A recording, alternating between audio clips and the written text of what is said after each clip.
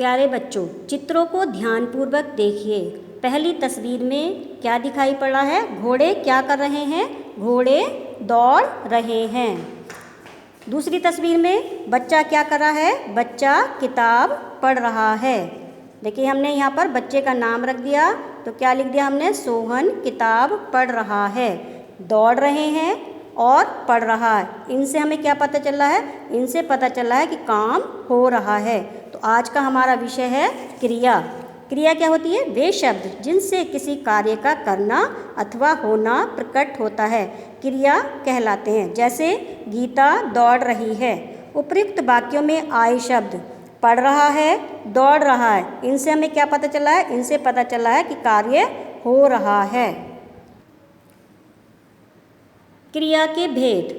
कर्म के आधार पर क्रिया के दो भेद हैं। सकर्मक क्रिया, जिन क्रियाओं के कार्य का फल कर्म पर पड़ता है, उसे हम क्या कहते हैं? उसे सकर्मक क्रिया कहते हैं। जैसे पिताजी फल लाए, राहुल ने केला खाया। सकर्मक दो शब्दों से मिलकर बना है, सा प्लस कर्मक। सा का अर्थ होता है साथ, कर्मक का अर्थ होता है कर्म के। दूसरे शब्दों में कह सकते हैं, जिस वाक्य में कर्ता, क्रिया और कर्म तीनों उपस्थित हों, वहाँ सकर्मक क्रिया होती है। उदाहरण, राहुल ने केला खाया। देखिए, राहुल यहाँ पर क्या है? कर्ता। केला यहाँ पर क्या है? कर्म। और खाया यहाँ पर क्या है? क्रिया। अब कर्ता किसे कहते हैं? काम करने वाले को कर्ता कहते हैं। और कर्म किसे कहते हैं? कर्ता जो काम करता है उसे कर्म।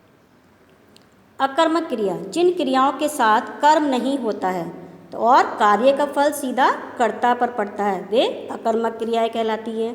बालक खेल रहा है। अकर्मक दो शब्दों से मिलकर बना है, आ प्लस कर्मक। आ का अर्थ होता है बिना, कर्मक का अर्थ होता है कर्म के। तो जिस वाक्य में केवल कर्ता और क्रिया ही उपस्थित हो, वह अकर्मक क्रिया होती है। बालक खेल रहा है। बालक यहाँ पर कर्ता है और खेल रहा यहाँ पर क्रिया है, इसलिए यह अकर्मक क्रिया है। सकर्मक अकर्मक क्रिया को हम कैसे पहचानेंगे? तो क्रिया के साथ क्या, किसने और किसको प्रश्न करेंगे। यदि हमको उचित उत्तर मिलता है तो क्रिया कैसी होती है? सकर्मक, अन्यथा क्रिया अकर्मक होती है। अब देखिए उदाहरण, आशीष ने दूध पिया। अब हम प्रश्न करेंगे, आशीष ने क्या पिया? तो हमें उत्तर मिलेगा, आशीष ने दूध पिया। तो यहाँ क्रिया कैसी है? सकर्मक।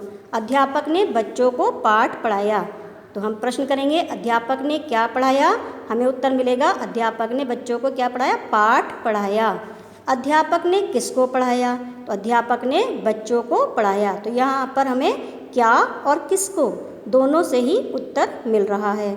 अब सकर्मक क्रिया के भेद। सकर्मक क्रिया के दो भेद हैं, एक कर्मक क्रिया और द्विकर्मक क्रिया। जहाँ एक कर्म होगा वहाँ एक कर्मक क्रिया, जहाँ दो कर्म होंगे वहाँ द्विकर्मक क्रिया होती है। उदाहरण के लिए, पहला जो उदाहरण था, आशीष ने दूध पिया, तो यहाँ पर हमारे पास क्या है? एक कर्म है, तो इसलिए यहाँ पर एक कर्मक क्रिया है।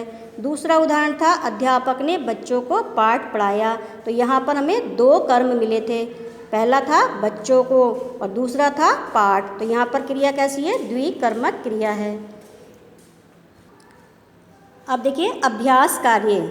नीचे कुछ वाक्य दिए जा रहे हैं, उनमें क्या करना है आपको? सकर्मक और अकर्मक की क्रिया की पहचान करके उनके आगे, वाक्यों के आगे लिखना है कि उन वाक्यों में क्रिया सकर्मक है या अकर्मक है।